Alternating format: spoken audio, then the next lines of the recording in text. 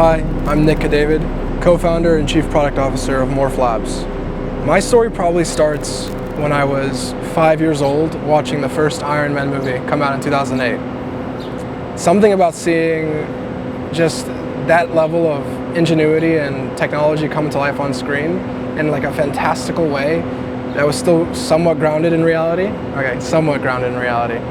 Just sparked like this intense curiosity in me immediately. From then on, I was pretty much, I couldn't be removed from machinery. I was just like attached to it. Around 6 or 7, me and my family, we used to go to church, and one of the churchgoers had an old go-kart that they were giving away. And for the longest time, I was telling my dad, like, oh, I want a go-kart, I want a go-kart. Because, you know, in Iron Man 2, you know, they did an F1 race, and I was like, oh, I want to recreate that. Childhood brain. And so this church person, he ended up giving us this go-kart, but it didn't work. The motor was kind of blown out a little bit. The gasket had worn off, and the battery was dead. And so me and my dad spent like a couple nights just up late figuring out what was going on, ordered a new battery, fixed the gasket, and then I was zipping through the neighborhood, terrorizing everybody. And that was probably my start into the foray into engineering. It was simple as just changing a battery in a gasket, but just seeing this inanimate object and then being able to make it move and knowing that you were responsible for that, I don't know, it did something to my brain that I haven't been able to shake off since. So that was probably my very first foray, was that go-kart at 7 years old, just zipping about. Then after the go-kart, you remember those hoverboards? Those are kind of like those Segways? Like people used to stand on them, and there were just 2 wheels, no seats, no handles. So I ended up getting one of those through a garage sale, but it was broken. The gyroscope was broken on the board. And so it didn't allow you to stand upright on it, but the motor still worked really well, and it would just fly all over the place, very uncontrollable. And so me and my childhood friend at the time, we were like, okay, like this is a cool piece of tech. It's just gonna be like junk. It just sat in my garage for like a little bit, and I kind of felt sad every time I walked by, and I was like, oh, there's like motors in here. I can make it move. I see people doing all kinds of things on it. Like I wanna also play with it, but it's broken. How can I repurpose it? And so I took a skateboard, a penny board to be specific, those small, plastic penny boards. I took one of those. I took a lawn chair, a roll of duct tape, some wires, and that hoverboard. So I took the hoverboard, and a ratchet strap. So I took the hoverboard, even though the gyroscope was broken, all it didn't let you do was like keep self-balance. If you tilted it, it still went really fast. And so I took the ratchets and I wrapped it around the center of the hoverboard, put it in front where your feet are, took off the back, attached 2 wires to the speed controller and like a little button. So the longer you press the button, closes the switch and lets you blast. And if you let off, it doesn't. Put the lawn chair on my penny board, the duct tape all across the penny board and the lawn chair. So you'd sit on the lawn chair with your feet out onto the hoverboard, tilted at an angle, and then this button. And so you would just push your feet forward slightly and then press the button and you would zip.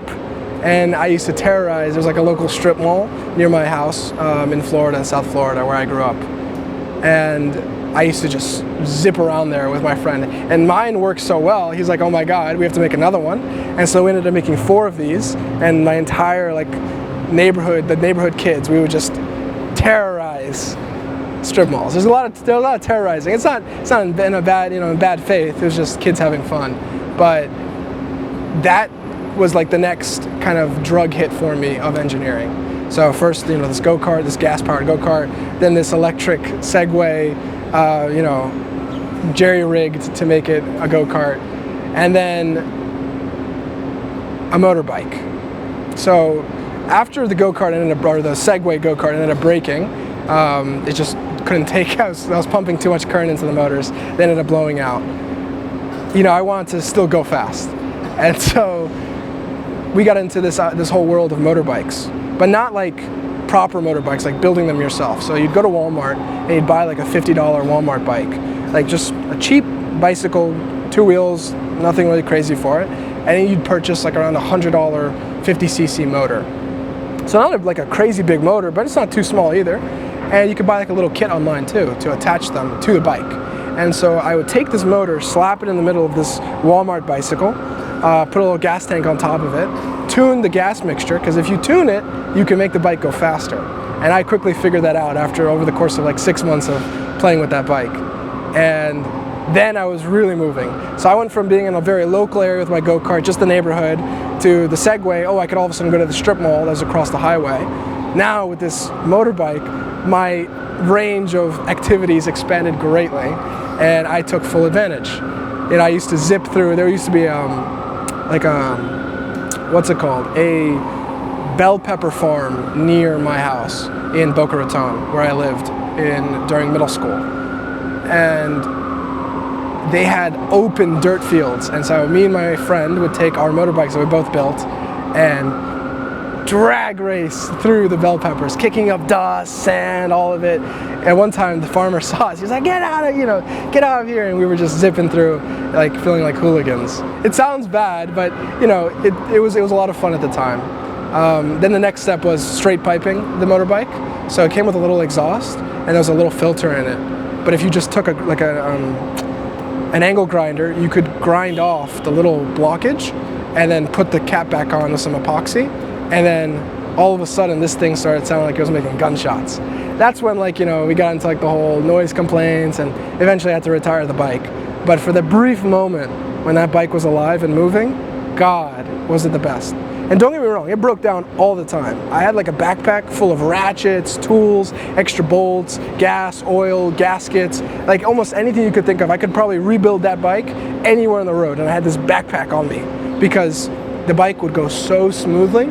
Small pebble, took, piston gets slightly out of sync, and all of a sudden it's fucked. And then I have to sit there for like 30 minutes fixing the thing. But when it worked, God, was it beautiful. So then after that, my parents saw me basically messing around with this all the time. I ended up, getting old enough to actually start getting a car, a learner's permit. So my dad got me a Jeep, a 2001 TJ, to be specific, a Wrangler. And I fell in love with that car. That car was my first car, and I took it, we gutted the interior, rebuilt the transmission because I'd hit a rock and it made something funky and it was like a clanging sound. So I took it apart, watched some YouTube videos, rebuilt it, rebuilt the entire HVAC system, made it better, more efficient. I put in like a newer module, so it actually had like really ice cold air. I put a ham radio in it. It's like snaked wires throughout the body of it, massive antenna. It looked like a little toy RC car, like this massive red antenna dangling in the back. The entirety of it's gutted. It's got like a bed liner inside of it. I 3D printed the front console, so I could have like more space for my phone and my AirPods and like other like knickknacks. Attached like special switches to it. Put like a whole lighting system in front, attached to analog switches, like in an airplane. I always loved those, like that. So I had like an array of like switches, radios, all 3D printed, rugged, and that was a beautiful car. I love that car. But that was like my first like foray into like proper like modifying an existing thing that wasn't just jerry-rigging it, but making it last and not break down every 30 minutes. That was a good engineering experiment. I love that car. It was a good car. I still have it. I just haven't. Obviously, we live in New York. It drinks gas, so I haven't driven it in a while, but that was a good car. After that, I actually kind of held off on most of the big engineering projects. I just did small, like 3D printed stuff, and I really started getting more into like the designing of it digitally than just like mechanically fixing things. I did a drone robot racing league a little bit in high school as well. I went to Boca Raton Community High School, and FAU, Florida Atlantic University, was like right next door. And so on the summers they would have like this robot drone racing league, and so I used to do that for a little bit, where we'd build like contraptions that fit within the competition specs to basically pick up balls, put them in hoops, or drones to fly around and mark balls and things like that. So I built some drones for them and some robots as well, which was a lot of fun. But then I kind of didn't really do that too much, kind of chilled for like a year or two. Really like, those years kind of felt a little empty because I wasn't doing an engineering task. And so I kind of felt like I was just drifting. Then my high school AP Bio teacher somehow put together like a grant to found enough money, and our entire senior class, just for that class, the AP Science, the AP Bio, we did a genetics project for the Loxahatchee. So in Florida, there's this region called the Everglades, which is very swampy. And specifically within it, there's a Loxahatchee Preserve, it's a smaller subsection of it. And so we managed to pull together some money for students, high school students, to do a genomics research project on discovering the effects of nitrogen and fertilizer runoff into the microbiome of the Everglades. And so that was really cool. We got on kayaks, went out into the Everglades, collected soil samples, water samples from different regions in the Loxahatchee Preserve, took them back into the lab, cleaned them, synthesized them, and then sent them over to JGI, Joint Genome Institute in California, and we're able to get them genomically sequenced. Granted, we were supposed to be published in Science, but the caveat was all the students were supposed to do was the data collection and then none of the analysis. But our teacher thought that wasn't fair for us because of all the much work we did, and we basically wrote the paper as well. So we ended up just archiving it because we wanted to do the analysis ourselves.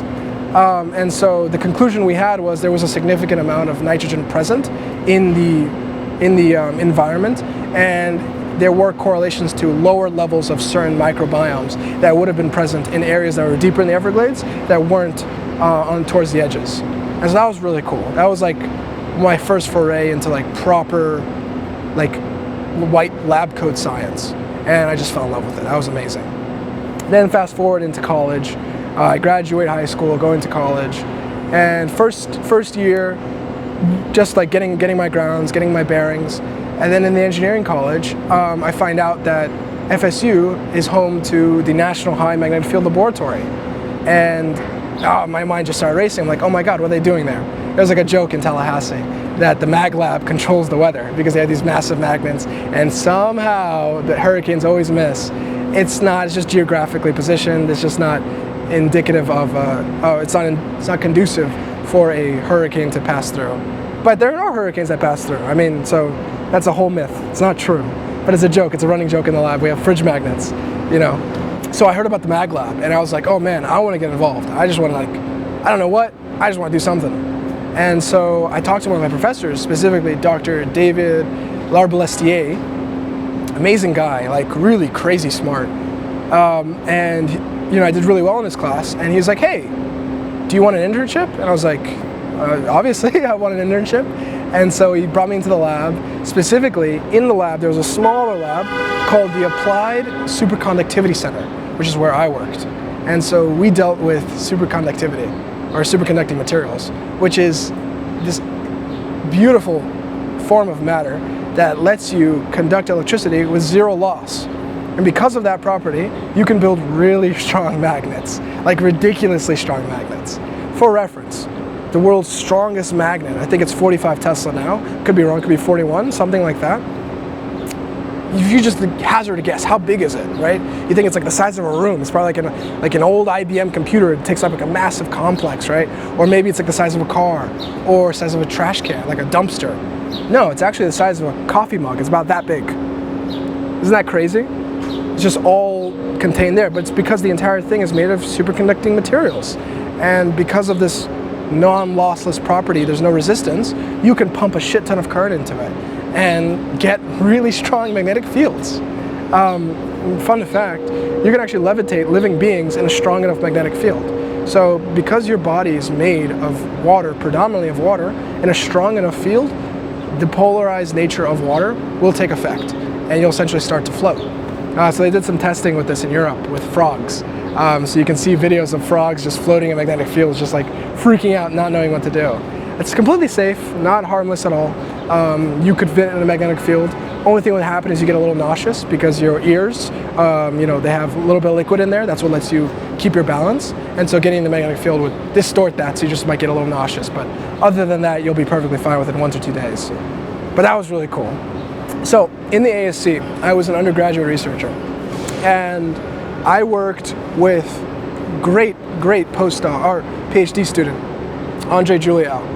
Our grant at the time was for the ADMX project, or the Axion dark matter experiment over in Washington, basically trying to uncover dark matter, discover it for the first time, because we've never found it. So, fun fact, the universe is made of two forms of matter, baryonic and non-baryonic matter. Everything that we know, the entire periodic table, me, you, the ground, the sun, Earth, every single element, every single thing we've observed takes up baryonic matter, which is about less than 5% of the universe. The remaining 95% is non-baryonic matter, which is dark energy and dark matter, of which dark matter takes up about 22-23%. This is all theorized. Our equations predict that this form of matter should exist. And in order for our equations to equal out and actually make sense, we need this particle to exist. Otherwise, we really don't know a lot about the world. Like, science is often seen as like this grandstanding, like monolith, like it's written in stone, it's like that, it's a fact. Most of physics and science is very theoretical.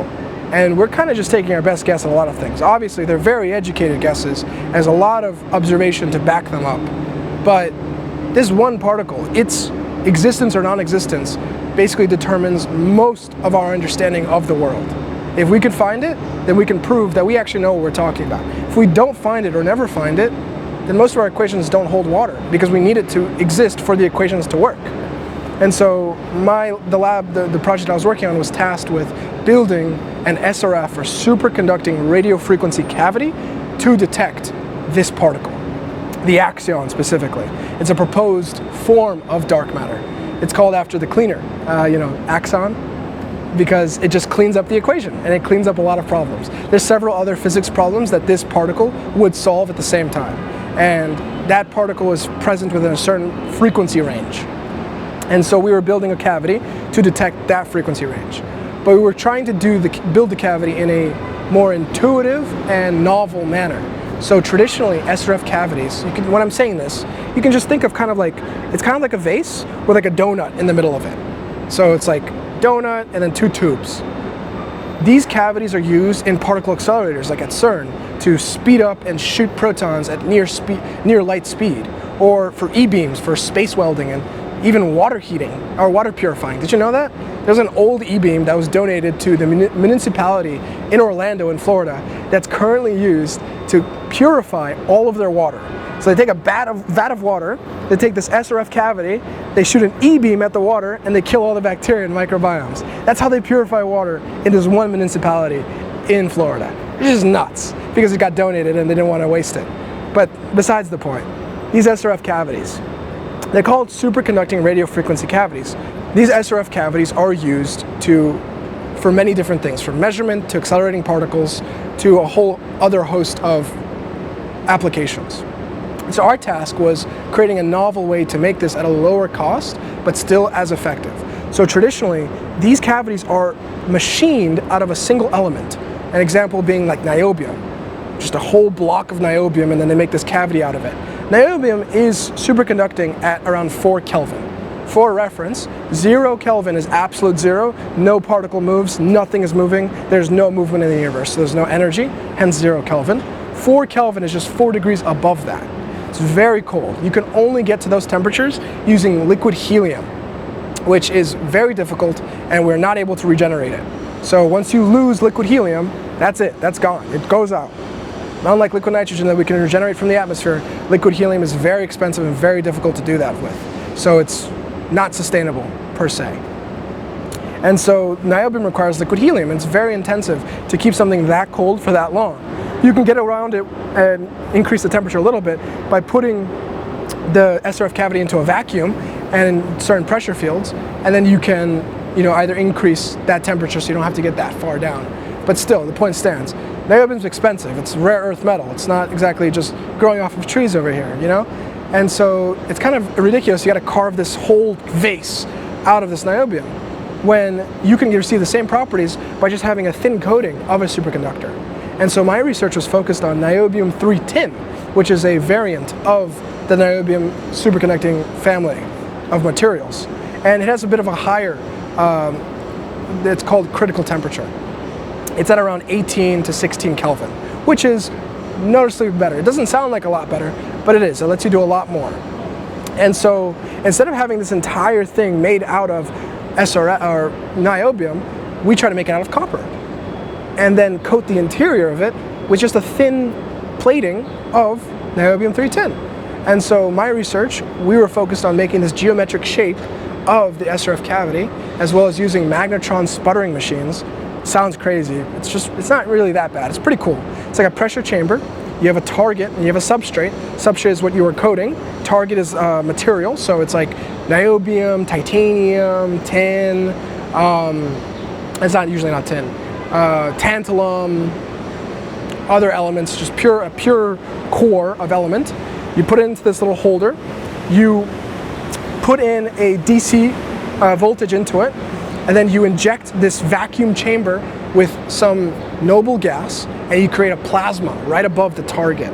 And then this plasma will begin to rip atoms from the surface of the target, and then you put a DC bias onto the substrate, and then you can zip atoms to the substrate and coat it layer by layer, micron thick at a time, which is amazing.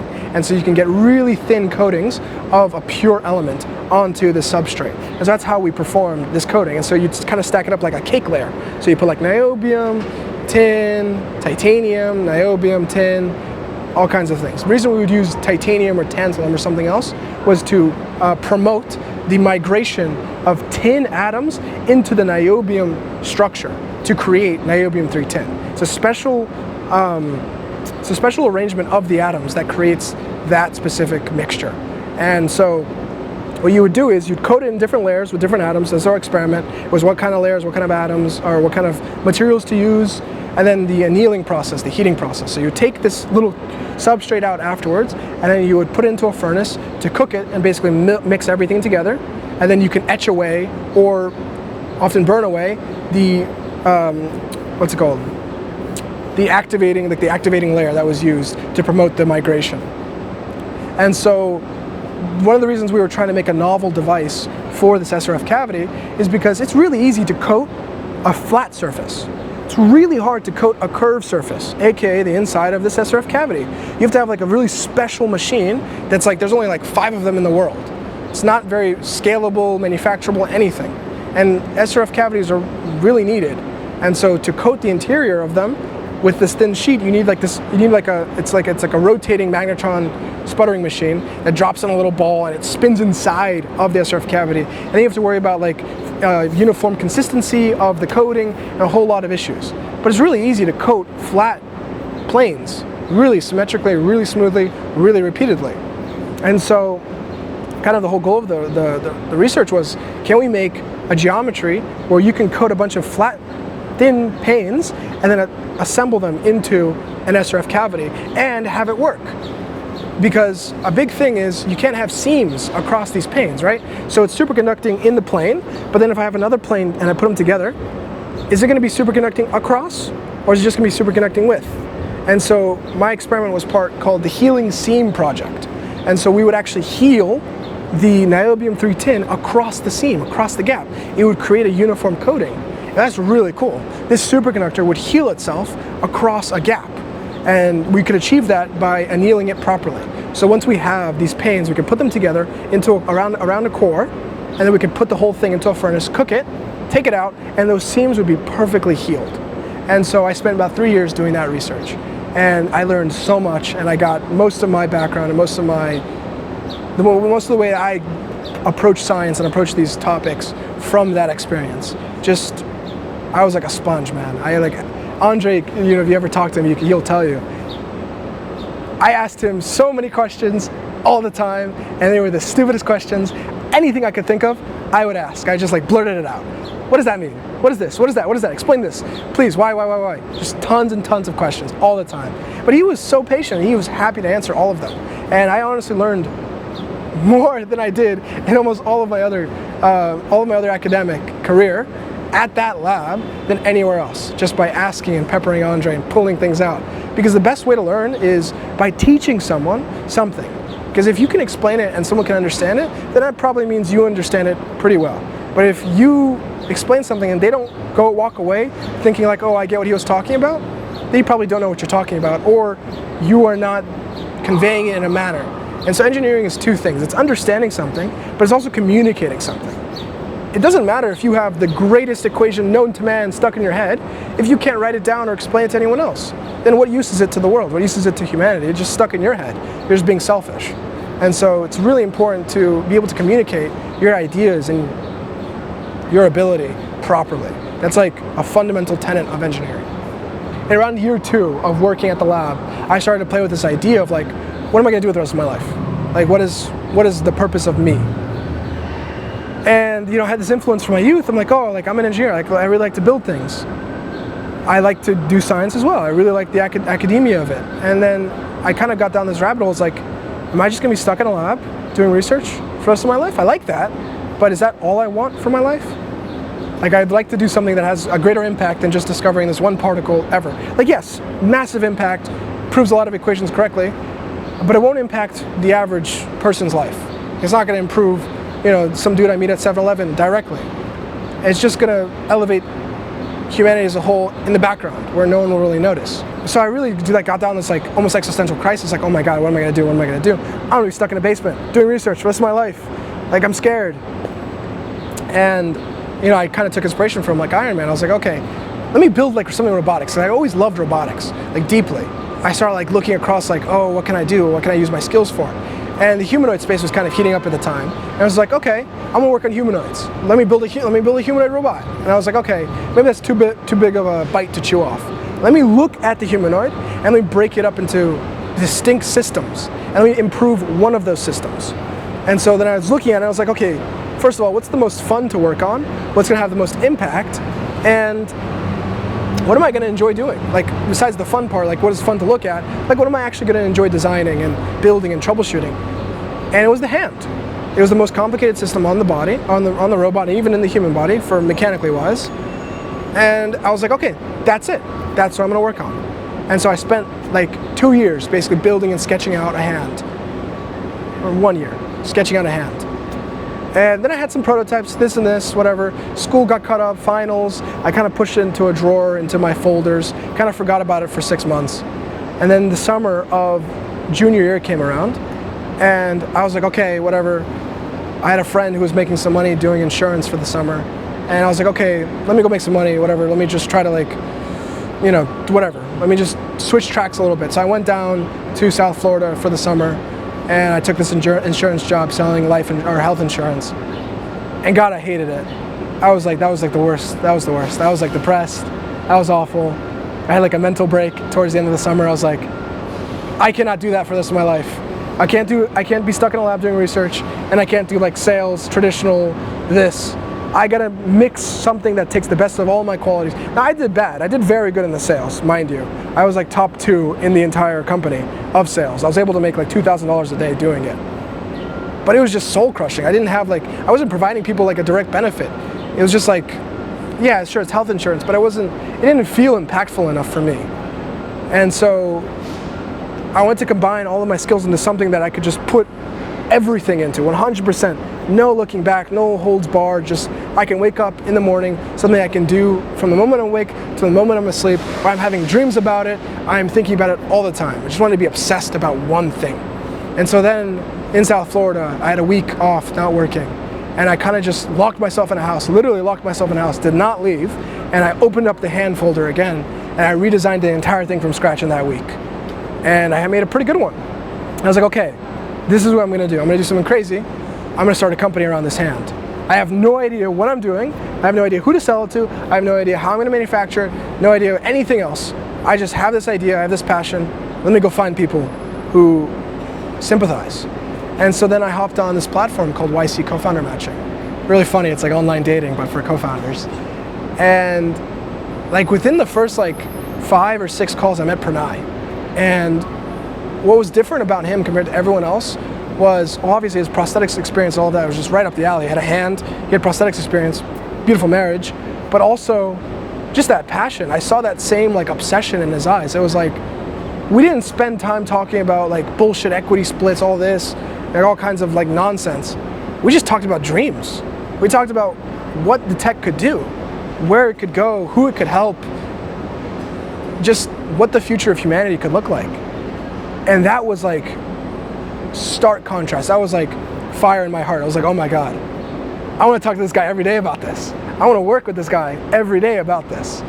And so our first call was like 6-7 hours on a Zoom meeting, just blabbing, like literally just talking, like throwing shit at the wall, like we're in college sitting on a couch throwing a ball and just bullshit ideas. But it wasn't bullshit, it was real. And because we had this thing and it was like, oh, this could actually work. It was like a second. It was like, what, this could actually happen. And so, yeah, then we started building. We just started setting everything up. I kept designing. Pranay started setting everything up, all the company structure, everything else. And then we met Soham about 3 weeks later. Because we're like, okay, I can build the physical part of it, but I can't build the brain of it. Like, I need help to build the actual intelligence of this device. I'm not a software engineer. I'm mechanical, hardware, firmware, all of this. I can do all of that. But then when it gets to the higher order stuff, my skills fall short. And so we needed someone who could do that. And that's where I met Soham. And me and Pranay met like a slew of individuals before meeting Soham, and none of them really clicked. It was all like, yeah, this. And then Soham came in. And then it was like the third puzzle piece and then the whole cube was whole. And God, did it shine brightly. It was beautiful. It was like this instant synergy where we all just started talking and revolving. What can happen? What can do? What can we do with this? How can it go? And then once he came into the picture, we really started thinking about the applications of it. So, we had this robotic hand, but who needs robotic hands? Robots need robotic hands, right? Okay, sure, they need robotic hands. Who else needs robotic hands? Humans? Okay, some humans, not all humans, some. Okay, who specifically? People who've been amputated or born without a limb. Okay, those people need hands. There's gotta be some solution, right? I mean, this isn't like only a problem that's existed in our generation. This has existed for most of human history. Let's see what people have done. Okay, there's like prosthetic limbs. Okay, there's like body-powered stuff. All right, there's like cosmetic stuff. Okay. Then we start looking at the advanced stuff, like, oh, DARPA project, Luke arm, $250,000 per hand, or crazy, pieces of tech. It's like, oh man, these must be really good pieces of engineering. And we started looking at interviews of amputees talking about them, reviews, started talking to amputees about them. And I was like, hold up, these suck. These are really bad. You're paying $250,000 for something that's like, I would be ashamed to put out into the world. And then it struck me, I was like, wait, why are people putting up with this? Why is this the norm? Why is this? It's like, okay, that's just the way things are. Why is that acceptable? Why can't you just sit down and be like, okay, yeah, there's just gonna be poop in my Chipotle bowl from now on. Here's what it is. No, take it out. It's not gonna do it. Well, make it yourself then, right? If someone's not gonna do it, build it yourself. And so we saw this problem, it's like, this is awful. And what I'm saying, why is it awful? So advanced prosthetics are controlled with this technology called electromyography. Basically, it just takes your muscle signals. Okay, sounds pretty simple. Problem is, if you're amputated or born without a limb, most of the muscles that would control that limb are present in that limb. So it's like, oh, charge your phone, but you don't got a charger. But charge your phone. It's kind of like a catch-22. How can I do that? And so what you have to do is you have to compensate. And so you have to use secondary muscle groups. And so if I'm amputated, upper limb, say I'm amputated right above my wrist, right above my elbow, I have to use secondary muscle groups to control this new prosthetic. And what secondary muscle groups do I have available? Well, it's usually my bicep, tricep, deltoid, pectoral, back muscles, or some other combination of those. Okay, it doesn't sound too bad yet. I can flex my bicep or tricep in Morse code and do a couple pumps and I can cycle between gestures. Okay, it's also not too bad. But the problem is these muscles are never designed to be flexed or used in that frequency that you normally do with a hand. And so what you have happen is muscle injury and muscle pain from being used like this.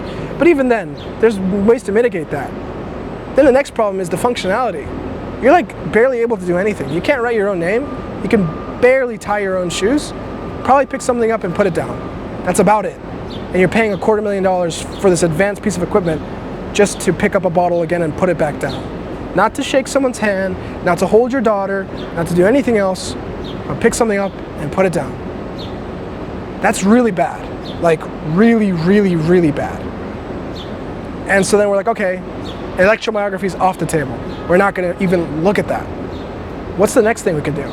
from a first principles approach, right? All the signals are being sent to your peripheral nervous system, but there's got to be, where does it originate from? Like, if it's damaged at the end point, let's just look at the source, the brain. And so we did a deep dive into electroencephalography. Mind you, this is all during our senior year of college. We're all taking heavy coursework. My final senior year of engineering, Pranay's doing his stuff, Soham's doing his. So we're all really busy, but we all, every night, a Zoom call from like 12 to 2 a.m. or from like 10 to 2 a.m. 2 to 4 hours every single night on Zoom, doing research together, looking things up. I'm still designing, we're still progressing the hand forward. And then in around December of 24, going into 25, we like settled. We're like, okay, we're gonna do electroencephalography, but we have to have an experience with it because none of us have medical backgrounds in terms of using that biosignal data. So I got a hold of a professor at my university who was running, he had a neural lab where he was collecting EEG data. And so that was our first try and a foray into trying out a commercial device and seeing what it looks like. God, was it awful. It was like really bad. It was an Activision, like 96 channel system, gel. It's a massive like bioamplifier battery unit on a cart with like a mess of wires going to it. I had to put this cap on. They individually had to put every electrode in, gel the whole thing up, and then there's these massive cables with analog wires going to it. The slightest touch of the cable fucks up everything. I'm in a special room, it's Faraday caged, just to collect 30 minutes of data. It took me an hour and a half to get into it. I collect 30 minutes of data, and then I have to shower and get all the gel and shit out of my hair. And then I was like, wow, this shit sucks. This is really bad. Again, really bad. Why is it so bad? It can't be this bad. And it costs like $100,000 to $150,000 for that device, that brain reading device. It was running on Windows 86 or some bullshit. And it just got like, I have like a thing, I'm like a little neurotic about it. I get really upset over bad engineering, where someone just kind of puts something together and it's like, that's good enough, it works, but it could be better. It could work better. It could make people's lives easier. But they just stop doing it. They just stop improving on it. And that lack of innovation gives a bad impression of the technology. And so we experienced that and I was like, okay, we're not gonna buy anything on the market. We're gonna make our own. So then we started the process of making our own. And that was a process. It took us about 10 months to make, from inception to the final actual working device that we're now collecting all of our neural data on. And God, every single problem, every single qualm, when you're making your own thing, you can make it exactly the way you want it to be. And so I could remove all of the flaws that plagued every other system just by designing it properly. It's like, it wasn't that hard. It took me 10 months. You guys have had 40 years. You're smarter than me. This tech is 100 years old. It's invented in 1924 by Hans Berger, German scientist. This is a 100-year-old piece of equipment. It's barely changed, like barely. The last greatest breakthrough was like in the 2000s. You can't do anything better? This, like, disgrace, actually disgraceful. And so 10 months, made a brand new system, really good system. Like, we were collecting brain data in Times Square. That's like unheard of. These are brain signals we're talking about. They're really small. They're microvolts. Microvolts, 0.0001. Really, really small signals. Any kind of electromagnetic interference affects it. Yeah, we're collecting in Times Square. There's billboards, there's people, there's cars, there's phones, cellular, everything. Clean data. Really clean data. And it just kind of taught us a lesson. I mean, it really taught me a lesson. It's like, low-key, always do it yourself. It's always gonna be shit if you let someone else do it, unless someone else is actually competent. And a lot of people in industry are not competent. Or they are competent, but they've kind of lost their fire, they've lost their spark. And that's important, that's really important to have. Because if you're gonna make people's lives better, actually help people in a meaningful, impactful manner, you can't lose that spark. You need that spark to actually progress the human race a level forward. And so we made this headset, and it's our data collection headset. We call it Gaia. It means the world. Because we're trying to understand the world of the brain completely and inherently. Like, just everything inherently is the wrong word. We're trying to understand the world of the brain completely. Just every interaction, everything that goes on, we're trying to, on a fundamental level, decode it. That way, the world really is your oyster. There's a good saying that I like to think of. It's also partially why we named the company Morph. Often, people move through the world, but we want to make it so that the world moves for you, rather than you move for it. Things should bend to your will, and not the other way around. Everything should morph and conform to you, than the other way.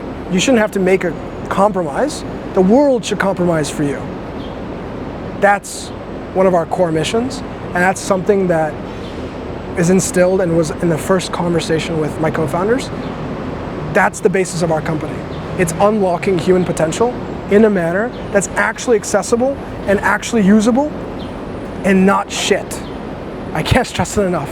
It's not shit. You don't have to put up with something. It just works, and it's just easy. And you almost forget the magic that's going on behind the scenes.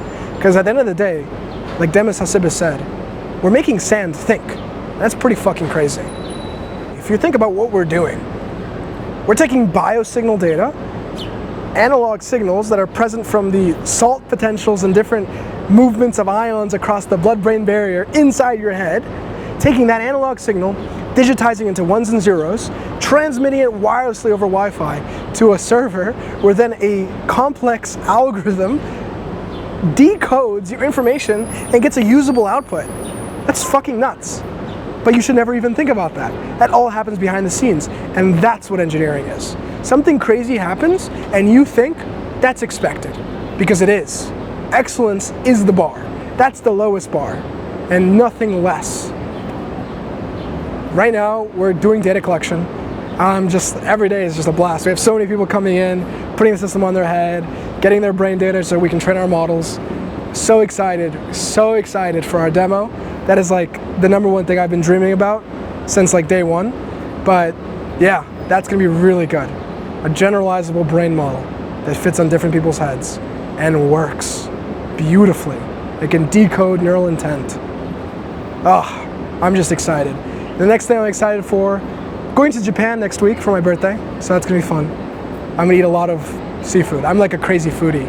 We also work so perfectly as co-founders too. We have wildly different lives, but it's like perfectly meshes.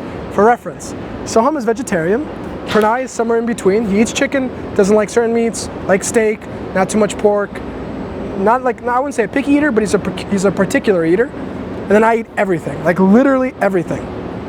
Soham does meditation, Pranay plays tennis, and I work till midnight. We all have our unique insights and just work so perfectly. And man, I'm so happy for those guys. Have them a part of my life. It's just, it's amazing. Iron sharpens iron. And I really feel like we're just in this tumbler and we're getting polished the more we go through it. And yeah, excited. And Sam joining the team, phenomenal addition. Just such good energy all the time. Beautiful, beautiful. Yeah, excited for the demo and excited for the future. You guys are gonna see some really cool stuff in the coming months. Come work at MorphLabs. Good.